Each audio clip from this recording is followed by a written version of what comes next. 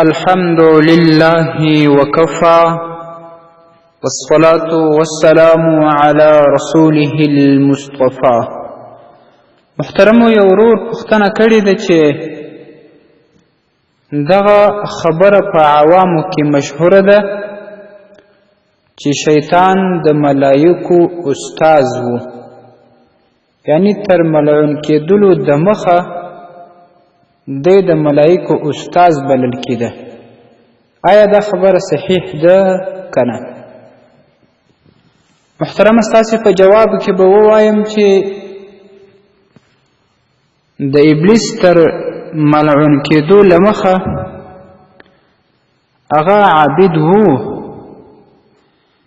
لیکن دا خبره چې هغه استاز د ملایکو وو دا بالکل بی اصله خبره ده. په احادیثو یا نورو صحیح روایتو کې هیڅ ثابت نه ده، صرف اسرائیلی چې کوم روایت دي موضوعات د ځانه جوړ شوي دروغ هغه کې دا خبره شته، خو لیکن په صحیح روایاتو یا اقوالو کې دا خبره چې شیطان تر ملعون کېدو له مخه د ملایکو استاز و دا صحیح نه ده او نه په شریعت کې اصل لري نه ثابته ده.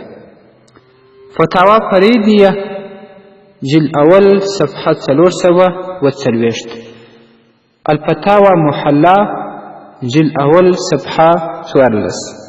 والسلام علیکم ورحمة الله وبرکاته.